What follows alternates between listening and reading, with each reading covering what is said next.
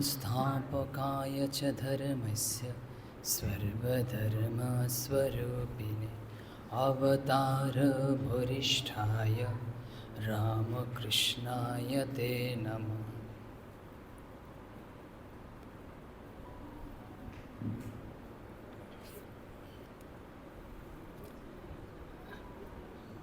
মননশীল সকল ব্যক্তির প্রশ্ন সেই প্রাচীন যুগ থেকেই বর্তমান পর্যন্ত, আর সব জায়গায় সব ক্ষেত্রে এই প্রশ্ন উপস্থাপিত হয়েছে, জিজ্ঞাসিত হয়েছে।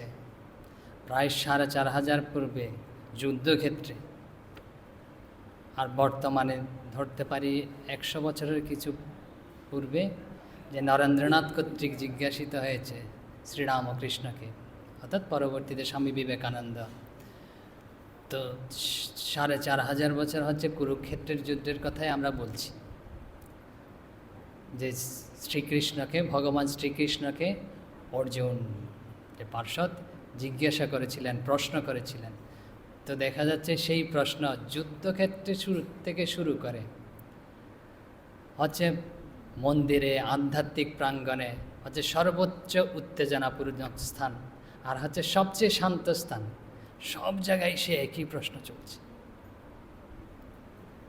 কী প্রশ্ন চলছে? বলছে মন নিয়ে, মনকে কিভাবে কি করা যায়, যে মন নিয়েই তো অনেক সমস্যা। বলছে মন চঞ্চল, মনে কষ্ট, মনকে ধরতে পারছি না, বুঝতে পারছি না, ইত্যাদি ইত্যাদি। তা আমরা যে কুরুক্ষেত্র যুদ্ধ ভগবানকে জিজ্ঞেস করেছেন, সেই প্রশ্নটা আপনাদের সাথে প্রথমে উপস্থাপন করি, ওখান থেকেই যাব। চঞ্চলং হি মন কৃষ্ণ, সবার জানা আছে। বলছে প্রমাতি বলবং দৃঢ় তস্যহং নিগ্রহং মন্যে বায়ুরিব সুদুষ্করম। বলছে চঞ্চলং হি মন কৃষ্ণ, ভগবানকে হে কৃষ্ণ বলে সম্বোধন করেছেন। তো কেন এখানে কৃষ্ণ বলে সম্বোধন করেছেন আমরা পাঠের একদম শেষ পর্যায়ে এটা বলবো, কারণ মাঝখানে এই জিনিসগুলো বোঝার পরে না, তখন হচ্ছে কৃষ্ণ শব্দের ঠিক ঠিক কেন এখানে উল্লেখ হয়েছে আমরা তাৎপর্য বুঝতে পারব। বলছে চঞ্চলং হি মন, হি মানে হচ্ছে জোর দিয়ে বলছে এই মন, বলছে খুব, শুধু চঞ্চল নয়, বলছে খুব চঞ্চল। আরও কি বলছে প্রমাথি, বলছে কী প্রমাদ করে, প্রমাদিত করে। বলছে আমাদের শরীর, মন কী করে, শরীরকে আর ইন্দ্রিয়গুলোকে না একদম যেমন ইচ্ছা তেমনভাবেই চালায়। শরীরকে একদিকে নিয়ে যায়, ইন্দ্রিয়গুলোকে নিয়ে যায়, মনই নিয়ে যায়, মনে হচ্ছে এরকম করে দেয়। আর হচ্ছে খুব সাধারণভাবে করে তা নয়, খুব দৃঢ়, মানে হচ্ছে অনেক সময় বলছে আমরা চেষ্টা করছি মনকে এরকম করব, কিন্তু না, শরীর নিয়ে যাচ্ছে অন্যদিকে, পারছি না আমাদের। তো বলছে এরকম খুব দৃঢ় বলবৎ। তো মনের এই অবস্থার কথা বলছেন। তারপরে বলছেন কিন্তু আমরা তো দুর্বল, মনের যদি এরকম আমাদের চেয়ে শক্তিশালী হয়, শ্রীরামকৃষ্ণ বলছেন হচ্ছে মন কীরকম, মন হচ্ছে মনমত্ত কৌরি, করি মানে হচ্ছে হাতি, হাতির মতো বলবান, এরকম শ্রীরামকৃষ্ণ বলছেন। এখন অর্জুন বলছেন ভগবান তস্যহং, বলছে তাহাকে, অহং আমি মনে করি, বলছে মন্যে নিগ্রহ করা, নিগ্রহ মানে হচ্ছে নিয়ন্ত্রণ করা, বসে আনা, খুব কঠিন আমার কাছে। একটা উপমা দিচ্ছেন, বলছে বায়ুরই বা সুদুষ্করম। বলছে কীরকম, বায়ু যেমন এরকম ধরে রাখা কঠিন ব্যাপার, বলছে বায়ুর মতো এরকম দুষ্কর বিষয়। সেই দুষ্কর বলছে সাক্ষাৎ ভগবান সামনে রয়েছেন, ভগবানকে প্রশ্ন করছেন এরকম এই বিষয়। তো নরেন্দ্রনাথ ঠিক এইভাবেই প্রশ্ন করেছিলেন, যে শ্রীরামকৃষ্ণকে বলছে যে আমি তো মনকে পারছি না, এরকম চলে যাচ্ছে। তখন শ্রীরামকৃষ্ণ বলেছিলেন এবং করেছিলেন, তাও আমরা আসছি।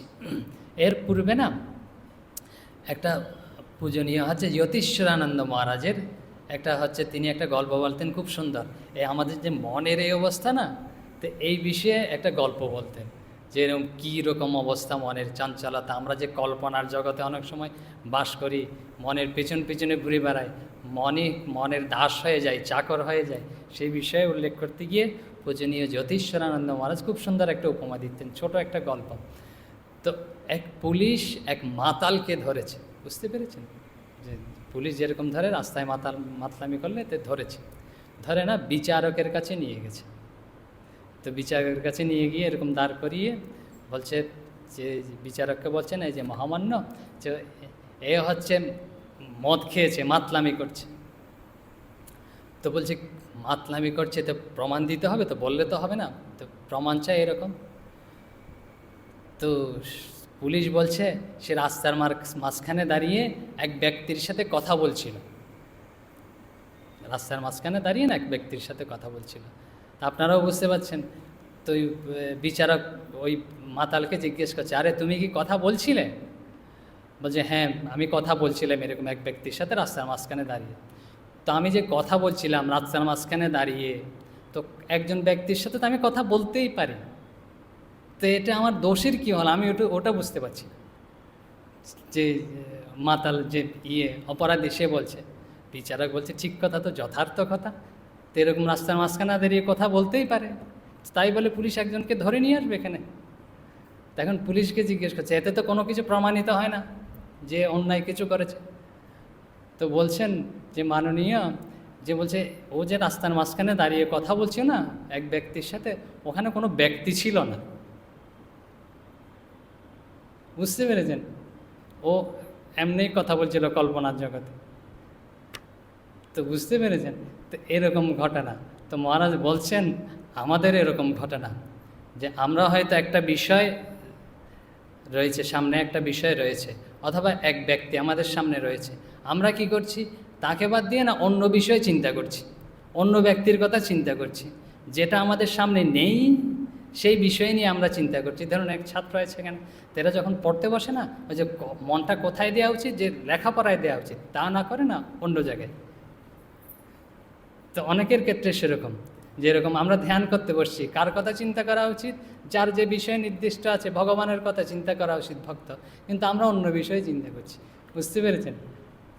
তো আমাদের কীরকম, আমরা কীরকম মাতাল চিন্তা, বুঝতে পেরেছেন? পাগলও বলা যায়, মাতালও বলা যায়, এরকম মত্ত হয়ে রয়েছে।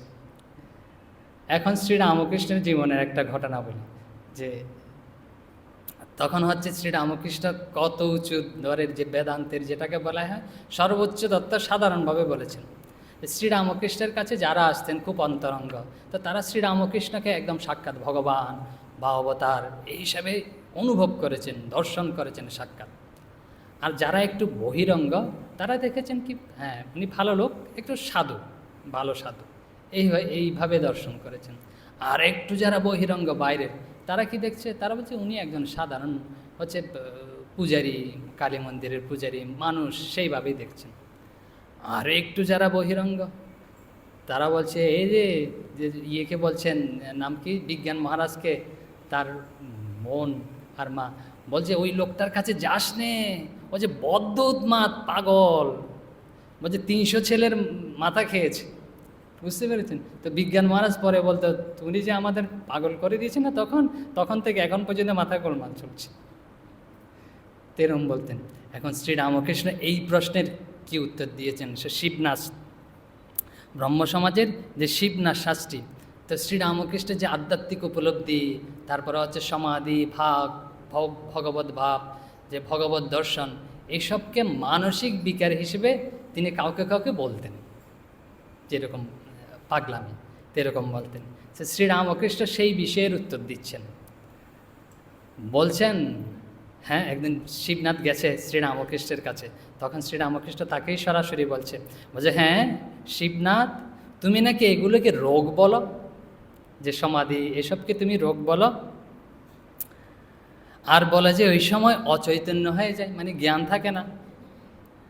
আরে তোমরা ইট কাঠ মাটি টাকা কড়ি এসব জড় জিনিসগুলোতে দিনরাত মন রেখে ঠিক থাকলে, আর যার চৈতন্যে জগৎ সংসারটা চৈতন্যময় হয়ে রয়েছে, বলছে তাকে দিনরাত ভেবে আমি অজ্ঞান অচৈতন্য হলুম, এ কোন দিশি বুদ্ধি তোমাদের? শ্রীরামকৃষ্ণ বলছেন। তো এই কথাটা খুব লক্ষণীয়, যে এর উপর আর যুক্তি খাতে না। শিবনাথ কী করবে? চুপ করে রয়েছে। দেখুন যে শাস্ত্র বলছে আর শ্রীরামকৃষ্ণের কথার মিল কি? শ্রীরামকৃষ্ণ বলছেন যে যার চৈতন্য না জগৎ চৈতন্য হয়ে রয়েছে, সব কিছু জ্ঞানময় হয়ে রয়েছে, আর আমরা কি দেখছি? তিনি সব কিছু চৈতন্য দেখছেন। আর আমরা কি দেখছি? আলাদা আলাদা কি দেখছি? ইট, কাঠ, টাকা কড়ি, অমুক ব্যক্তি তা দেখতে পাচ্ছি। এখন শাস্ত্র বলছেন, বেদ বলছেন, বেদান্ত বলছেন সর্বং খলু ইদং ব্রহ্ম, এই যা কিছু দেখতে পাচ্ছি না বলছে সব কিছু ব্রহ্মই। আরও কি, আরও বলছেন না, এই যে বলছে আমরা কি দেখছি?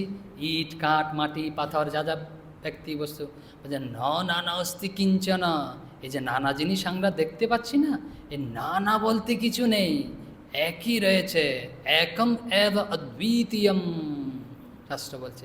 তো শ্রীরামকৃষ্ণ শাস্ত্রের কথা বলছে, শাস্ত্রের বিষয়ে অনুভব করছে, দর্শন করছে। আর আমরা কি অনুভব করছি? বলছে ইট, কাঠ, মাটি। তো পাগল কারা হলো? বুঝতে পেরেছেন? মাতাল কারা হলাম?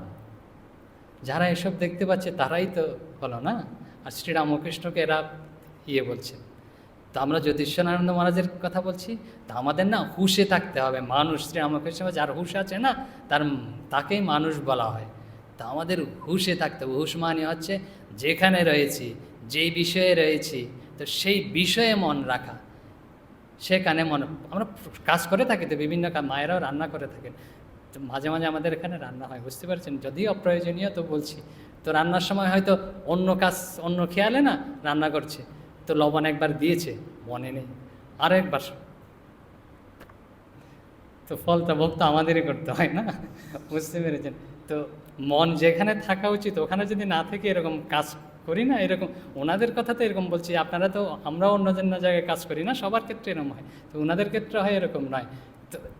তো এটা হচ্ছে এক ধরনের মাতলামি না, যে জ্যোতিষানন্দ মহারাজের কথা মতো, তারপর হচ্ছে পাগলামি। তো আমাদের তো পাগল হলে চলবে না, যথাযথ স্থানে যে কাজ করছি ওই কাজেই মন রাখতে হবে, যেটা করি না কেন। তো ওই অভ্যাস করতে করতে না তখনই মন হচ্ছে একাগ্র হয়। আমাদের কথা হচ্ছিল কি, মনের একাগ্রতা, মন কীভাবে এক জায়গায় ধরে রাখা যায় সেই বিষয়ে। তো সেই বিষয়ে করতে গেলে না দুটা প্রধান জিনিস লক্ষ্য করার বিষয় আছে।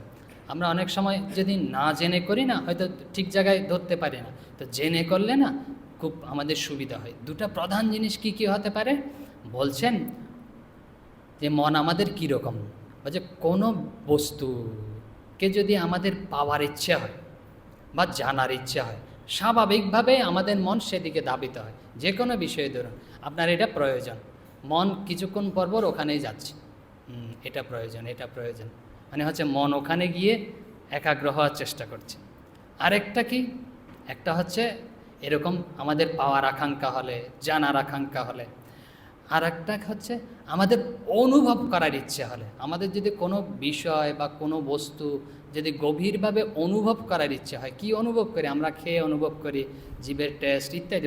উপমা দিচ্ছি মাত্র, যে ধরলে চলবে না, যে অনুভব করার জন্য যখন আমার কোনো কিছু খেতে ইচ্ছে করছে, তখন মন দেখবেন অনুভব করার ইচ্ছা আর ওদিকেই ধাবিত হবে।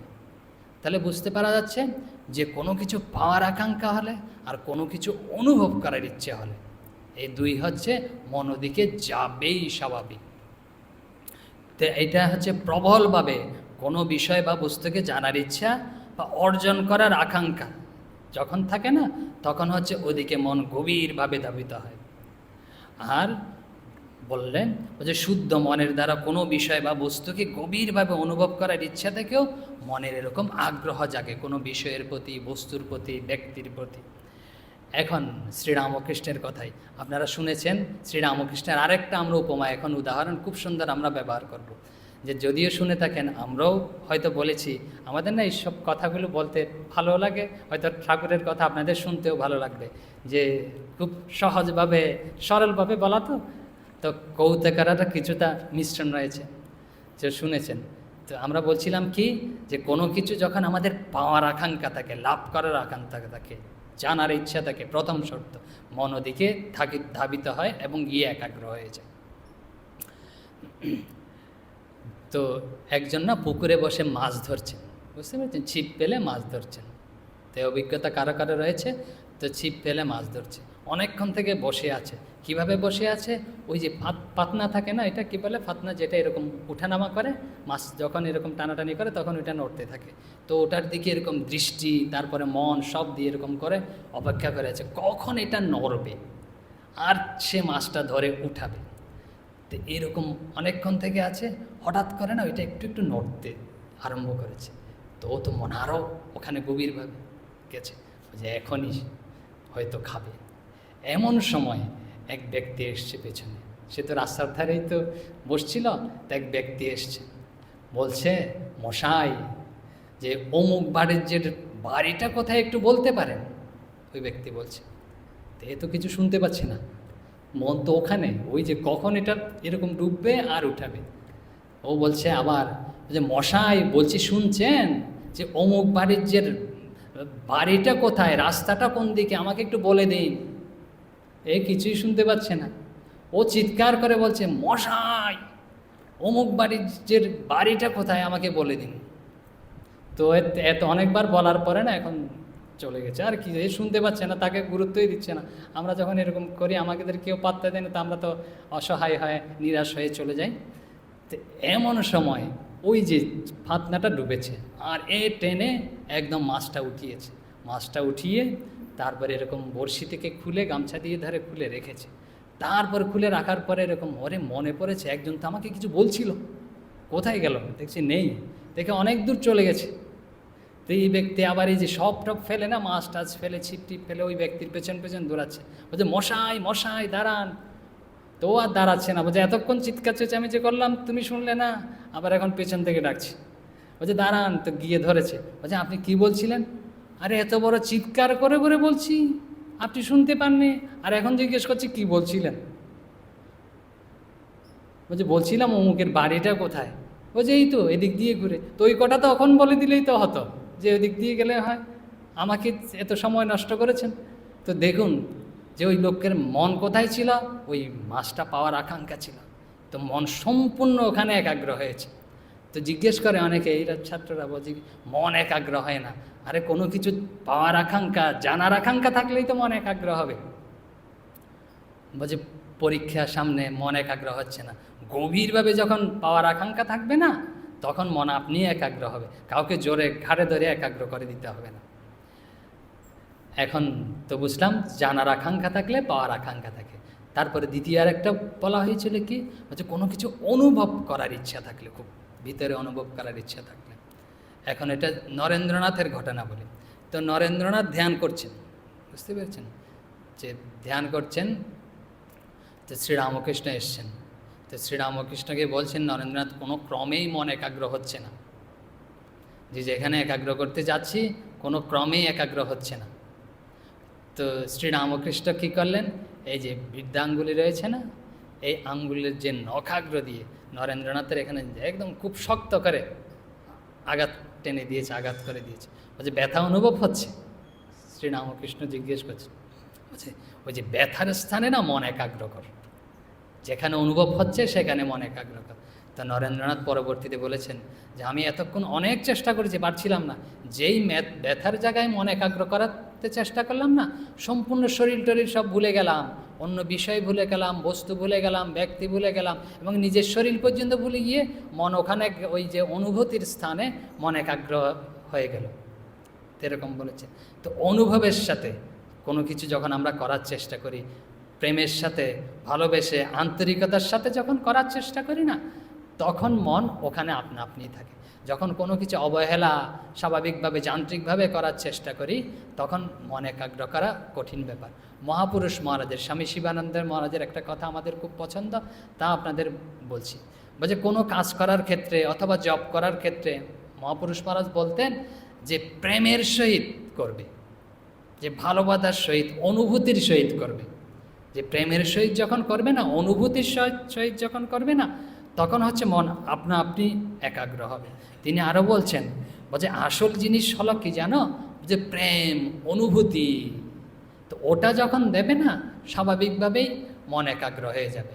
তো আমরা তো অনেক সময় ভাষা করি, অনুভূতির সাথে করি না, তখন হচ্ছে মন একাগ্র হওয়ার হতে একটু সময় নেয়। বা ধরুন আপনি যে কোনো আপনার যেটা ভালো লাগে, যে বস্তু ভালো লাগে, যে ব্যক্তি ভালো লাগে, ধরুন ভগবানের নাম ধরুন, কত ভগবানের নাম আছে, অসংখ্য, রাম কৃষ্ণ রাম কৃষ্ণ, অনুভূতির সহিত করে দেখুন, একবার দুবার। যে মহারাজগণ বলতেন যে প্রেমের যে কি, বলছে এক মাকে যদি একবার ডাকার মতো ডাকতে পারো না, তবে তিনি শুনবেন। বলছে এরকম রাম ও কৃষ্ণ অনুভূতির সহিত যদি করা যায় না, সাথে সাথেই মন একাগ্র হতে থাকে আর আনন্দ অনুভব হতে থাকে। আমরা কি বলি, চলছে একাগ্র করা, মনকে নিয়ন্ত্রণ করা, তাই তো?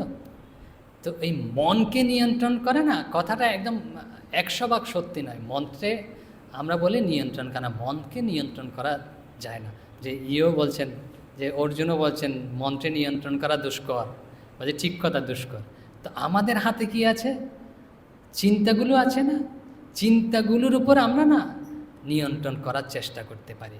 কোন চিন্তাটা আমি করব, কোন চিন্তাটা আমি করব না, কোনটা আমার জন্য মঙ্গলজনক, কোনটা আমার জন্য অমঙ্গলজনক, সেই হিসেবে যদি আমরা করার চেষ্টা করি, তখন অবশ্য অনেকগুলো চিন্তার সমষ্টি মিলেই মন হয়।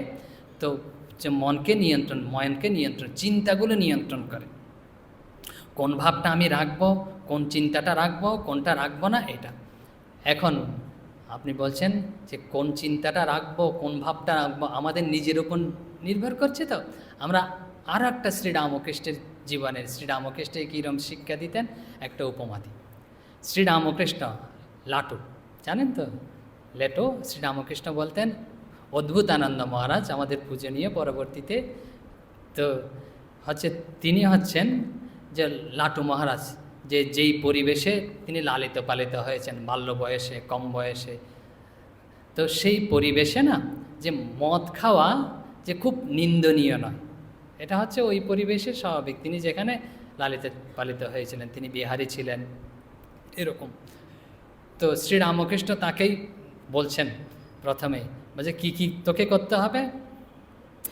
বলছে মদের গন্ধ পর্যন্ত তুই শুকবি না, মদের মানে হচ্ছে গন্ধ ঘ্রাণ পর্যন্ত তুই নিবি না। আর হচ্ছে কাম কাঞ্চন ত্যাগ করবি, মদের ঘ্রাণ পর্যন্ত নিবি না, যেটাকে বলা হয় গন্ধ পর্যন্ত নিবি না, খাওয়াতে দূরে থাকুক।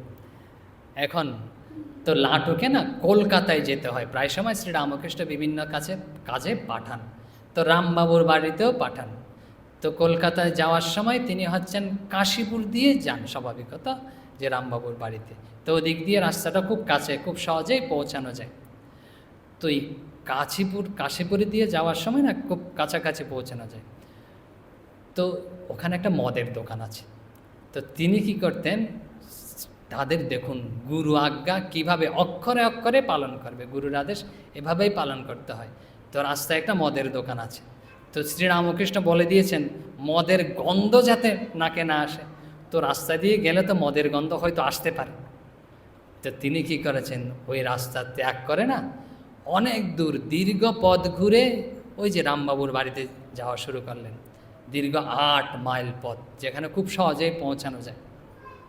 তো রামবাবু জিজ্ঞেস করছেন, আরে তোর দক্ষিণেশ্বর থেকে আসতে এত সময় লাগে?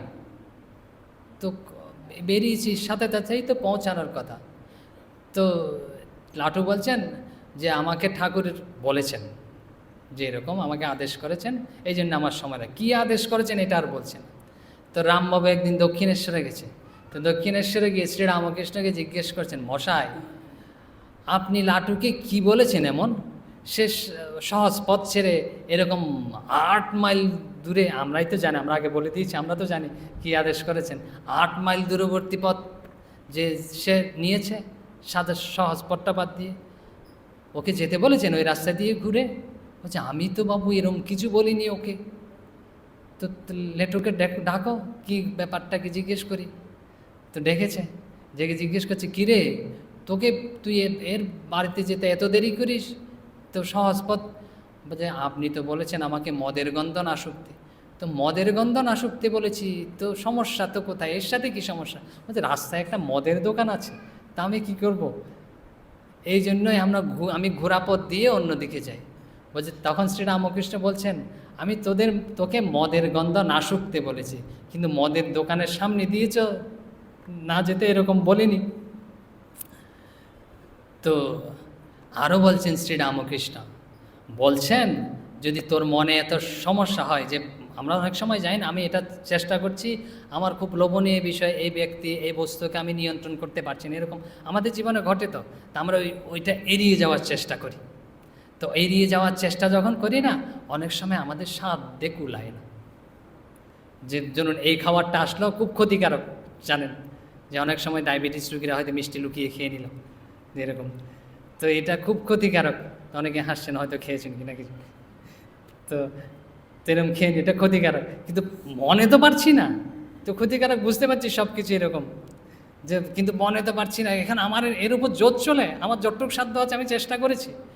এখন শ্রীরামকৃষ্ণ কি বলছেন, যে আমার যতটুকু সাধ্য আছে আমি চেষ্টা করেছি, এরপর যদি তুমি না পারো, তাহলে শ্রীরামকৃষ্ণ বলছেন এখানকে মানে হচ্ছে নিজেকে দেখিয়ে, বলছে এখানকে মনে করবি, মানে হচ্ছে শ্রীরামকৃষ্ণ বলছেন তাকে, বলছে আমাকে মনে করবি, আমাকে চিন্তা করবি। আরো পরিষ্কার করে বলছেন তাহলে আর কোনো, বলছে তাহলে আর কোনো গোল হবে না, তোর মনকে টানতে পারবে না। যে আমরা যদি কোনো কিছু আমরা নিয়ন্ত্রণ করতে পারছি না নিজেকে, তখন যদি ভগবানকে চিন্তা করি না, ভগবানের কাছে ব্যাকুলভাবে প্রার্থনা করি, হে ঈশ্বর, হে ভগবান, যে দেখো আমার মনের শক্তি এটুকি, আমি আর পারছি না নিয়ন্ত্রণ করে, তুমি দয়া করে আমাকে কৃপা করো। তুমি যদি নিয়ন্ত্রণ করে দাও না, তখনই আমি নিয়ন্ত্রণ করতে পারি। ভগবানের আরেক নাম হচ্ছে মনমথ, জানেন তো, মনকে যিনি মন্থন করতে পারে, যে নিয়ন্ত্রণ করতে পারে, মনের নিয়ন্ত্রণ তিনি ঈশ্বরী সাক্ষাৎ, তিনি নিয়ন্ত্রণ করে দিলেই আমরা পারি। মহাপুরুষ মহারাজের আরেকটা কথা মনে পড়ছে, আপনারা হয়তো বলেছিলাম। মহাপুরুষ মহারাজকে একজন জিজ্ঞেস করছেন শিবানন্দ মহারাজকে, মহারাজ মনে তো খারাপ বাপ আসে, খারাপ চিন্তা আসে, কিন্তু নিয়ন্ত্রণ করতে পারি না, ধরতে পারি না, রাখতে পারি না, তো কী করব? তো মহাপুরুষ মহারাজ বলছে, যখন মনে এরকম খারাপ বাপ উঠবে না, তখন ঠাকুরের দিকে তাকাবে, যে ঠাকুর হচ্ছে শুদ্ধতার মূর্ত বিগ্রহ, সত্যগুণের একদম বিগ্রহ, শুদ্ধতার বিগ্রহ। তো তিনি এত সাত্ত্বিক, এত শুদ্ধ, যে মন যে মাথা নিচু করে যাবে, মনের যে অশুদ্ধতা, মনের যে অপবিত্রতা ভাব আপনা আপনি নিচু হয়ে যাবে। তো যখন আমাদের সাধ্যে কুলাচ্ছে না, আমরা তখন ভগবানের উপর ছেড়ে দেব, ঈশ্বরের উপর ছেড়ে দেব। শ্রীরামকৃষ্ণের কথা জানেন, শ্রীরামকৃষ্ণ কাকে কোনো কিছু নিষেধ করেননি, যেটা করবে না, এটা এরকম করবে না। গিরিশ ঘোষ জানেন তো, খুব মদ খেত, তো তাকে মদ তো ছাড়াতে হবে। তো শ্রীরামকৃষ্ণ তাকে বলছেন, যখন এরকম আসবে না, মনে ভাব আসবে পারছ না, যে তখন মাকে নিবেদন করে খাবে। বলছে না তুমি খেও না, কারণ না বললে তো সে পারবে না, বলছে খেও না, এরকম বলছে না, বলছে মাকে নিবেদন করে খাবে। তো গিরিশ ঘোষের জীবন সম্পর্কে আমাদের সবার জানা, তো আপনা আপনি নিয়ন্ত্রণে চলে এসছে।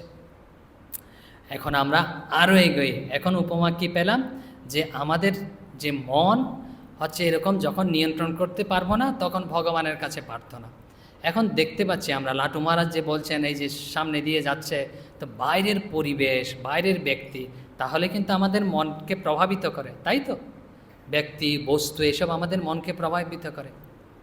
তো এই বস্তু, ব্যক্তি তো আমরা এড়িয়ে যেতে পারবো না, আমাদের এর মধ্যেই থাকতে হবে। তো এই বস্তু বা ব্যক্তি আমাদের যে প্রভাবিত করে, তার একটা সূক্ষ্ম কারণ রয়েছে আমাদের যে দর্শনে, শাস্ত্রে। কীরকম? শাস্ত্র বলছেন, যে দর্শন বলছেন, যে আমরা যে বলি আমার মন, আপনার মন, পৃথক পৃথক না, আসলে পৃথক পৃথক নয়, সব এক সমষ্টি মনই, একটা মনই। আমাদের মনে না সংযোগ রয়েছে, আপনার মনের সাথে আমাদের মনে। বলছে কীরকম সংযোগ রয়েছে? একটু আগেই বলছি, যে আপনি যখন কোনো উত্তেজক স্থানে যান, ধরুন আপনি হচ্ছেন বাজারে গেলেন, দেখবেন আপনার মনটা সেইভাবে ভাবিত হয়ে যাবে, সবাই কিন্তু সেখানে সেইভাবে ভাবিত হয়েছে। আপনি অফিসে গেলেন, একটা কাজের ভাব সেইভাবে কিন্তু ভাবিত হয়ে যাবে।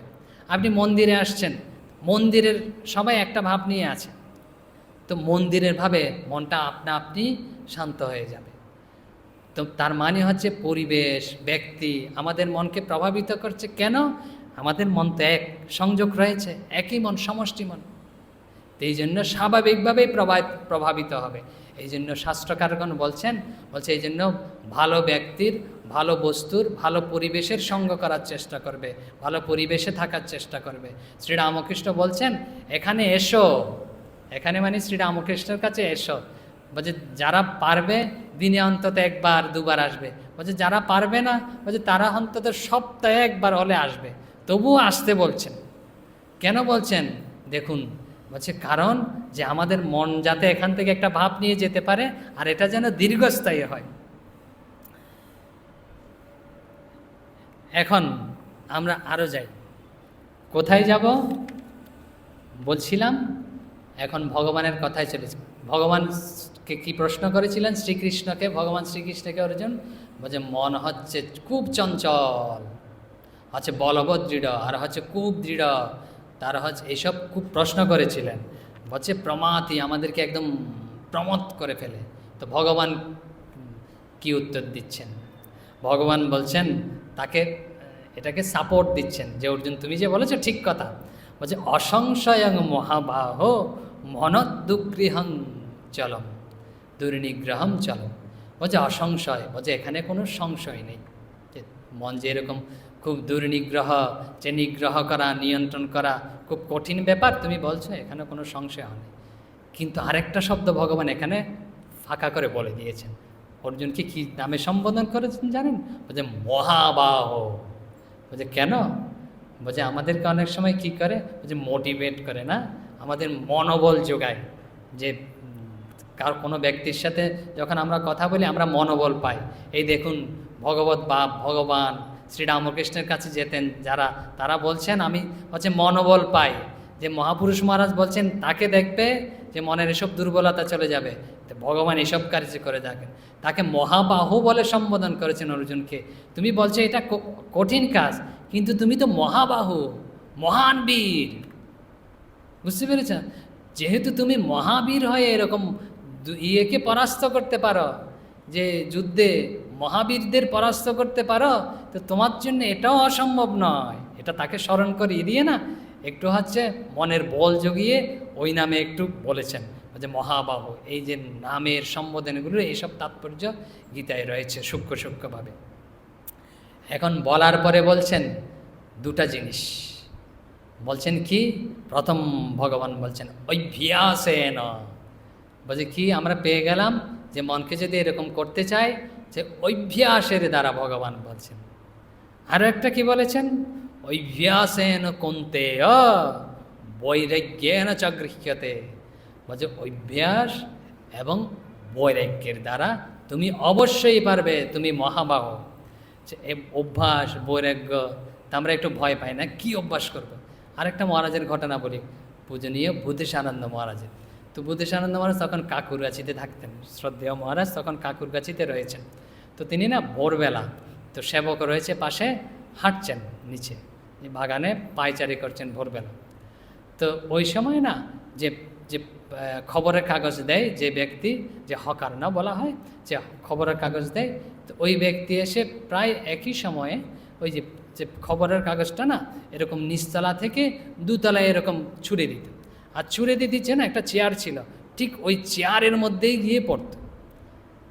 তো প্রতিদিন এই কাজ করতো, প্রতিদিন একই জায়গায় গিয়ে পড়তো, একটু এদিক ওদিক না, নিচতলা থেকে দেখতেও না, এরকম করে ছুঁড়ে দিত, আর হচ্ছে এটা গিয়ে চেয়ারের মধ্যে পড়তো। এখন সেবক দেখে না ওই কাজটা না খুব, তার কাছে খুব আশ্চর্যজনক মনে হয়েছে, একটু এদিক ওদিক হচ্ছে না, প্রতিদিন এই ব্যাপারটা ঘটে যাচ্ছে। তখন যে মহারাজকে জিজ্ঞেস করছেন সেবক, মহারাজ ওই কাজটা কিভাবে করে প্রতিদিন এরকম একটু এদিক ওদিক হয় না? মহারাজ বলছেন ও করে, ওকে গিয়ে জিজ্ঞেস করো ও কিভাবে করে। তো সেবক গিয়ে ওই যে ব্যক্তি যে খবরের কাগজ ছুঁড়ে দেয় তাকে গিয়ে জিজ্ঞেস করছে, আরে যে তুমি কিভাবে এই কাজটা করো? তার তো তারা আছে, বুঝতে পেরেছেন, অন্যান্য জায়গায় এরকম খবরের কাগজ দিতে হবে। সে যেতে যেতেই বলছে অভ্যাসে না তো কন্তে, বলছে অভ্যাসের দ্বারাই আমি করে থাকি, বুঝতে পেরেছেন। তো সেবক আবার জিজ্ঞেস করছেন মহারাজ কাছে, মহারাজ ওই কথাটা বলেছেন অভ্যাসে না তো কন্তে, মানে অভ্যাসের দ্বারা কথা, পরের শব্দটা বলেনি, বলছে বৈরাগ্য না চক্রিক্ষতে, এই শব্দটা বলছে ওর ওটার দরকার নেই, তো ওইটা ওই জন্য ওটা বলেনি। এখন আমরা দেখব যে অভ্যাস এবং বৈরাগ্য কী জিনিস, খুব মুশকিল জিনিস নয়। কোথা থেকে কি ঘটে যে অভ্যাস, যে আমরা প্রতিদিন কাজ করি না, বিভিন্ন কাজ করতে থাকি, বিভিন্ন কাজ তো বারবার করে করতে থাকি।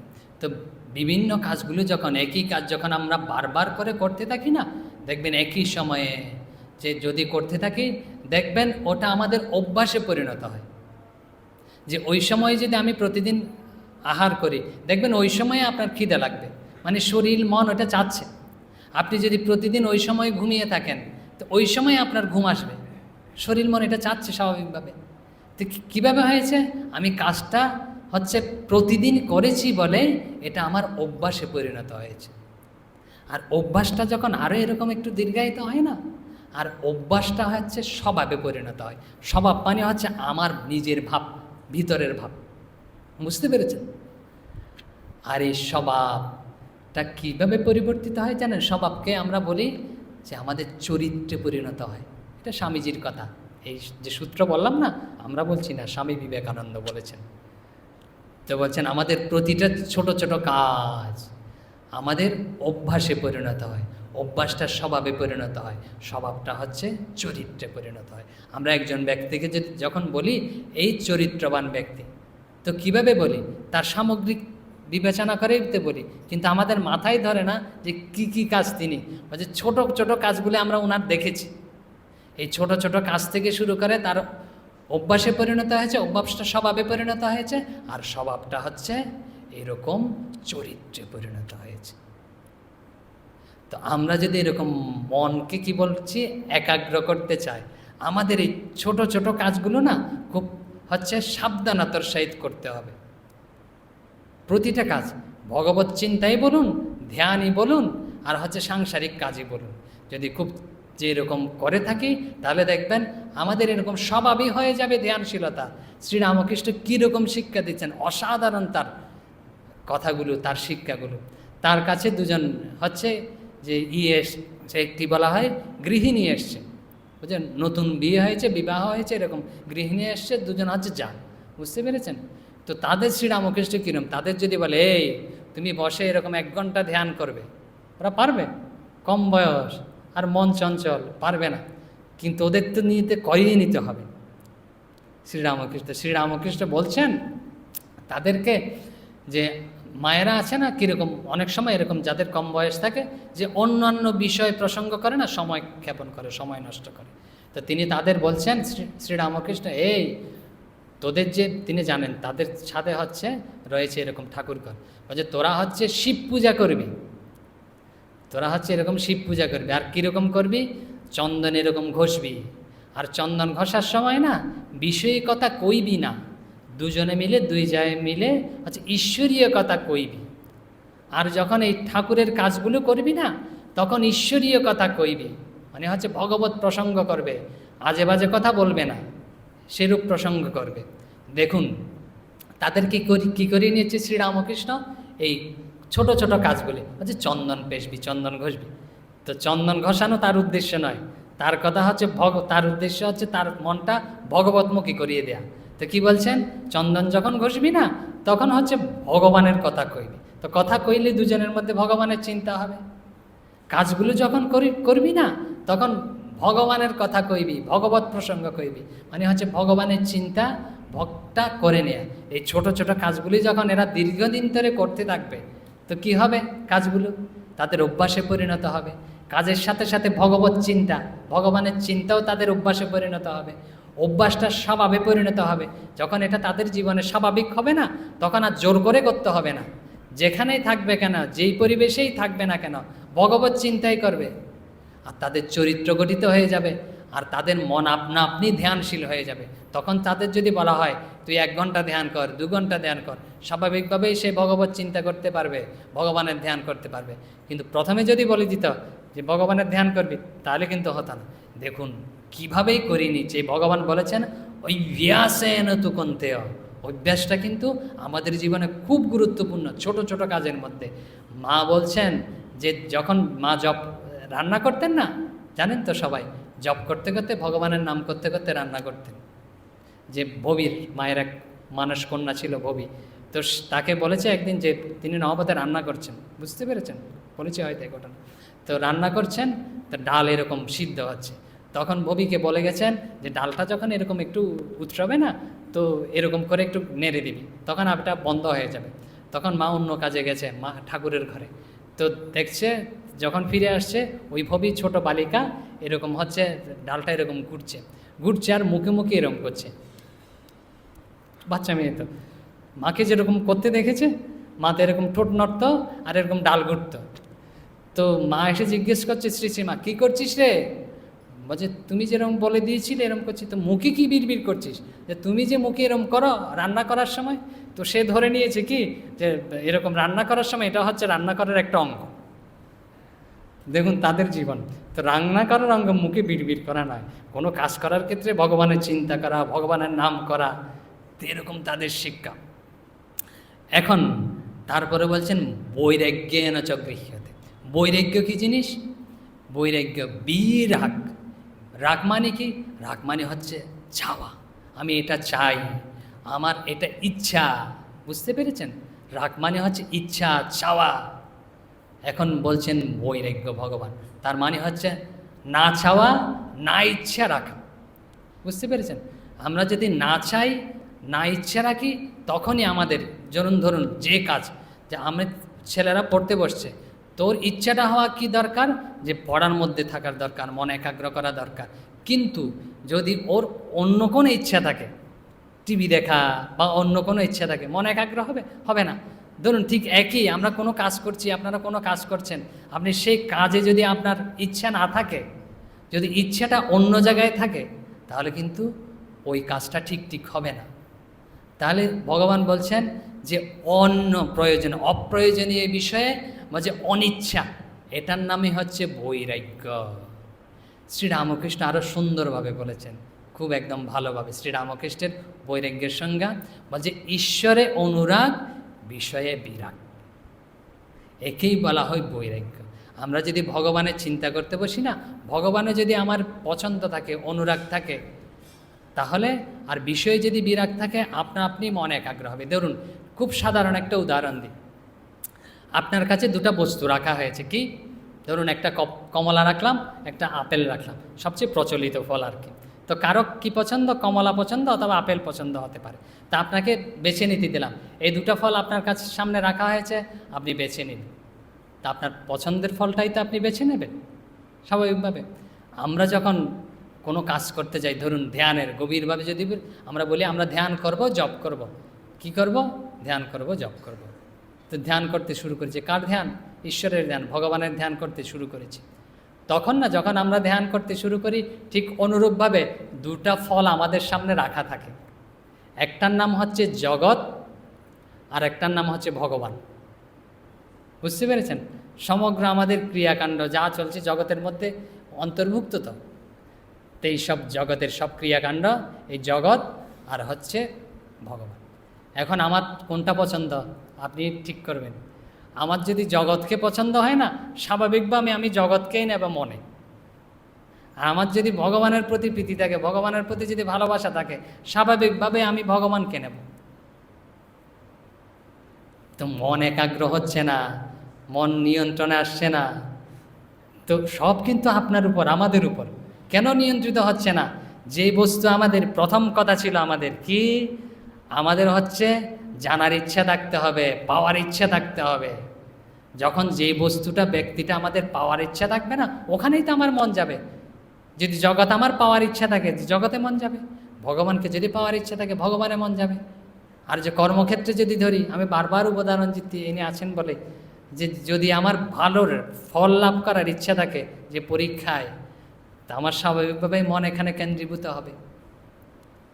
বুঝতে পেরেছেন? যেটা আমার পাওয়ার ইচ্ছা থাকবে, জানার ইচ্ছা থাকবে, ওখানেই মন একাগ্র হবে। আর অনুভব করার যদি ইচ্ছে থাকে দৃঢ়ভাবে, যদি আমি আনন্দ অনুভব করব ভগবত চিন্তা করে, সংসার চিন্তা করলে, জগৎ চিন্তা করলে, দেখবেন দুঃখই তো জগতে কি আছে? উগ্রতা, হিংসা, হানাহানি, তার বিনিময়ে একটুই কম পরিমাণে সুখ আছে। আর সুখটাই কিন্তু আবার হচ্ছে দুঃখে মোড়া, এরকম, যেটাকে বলে লেবেল দেয়া। তো এই ভাব।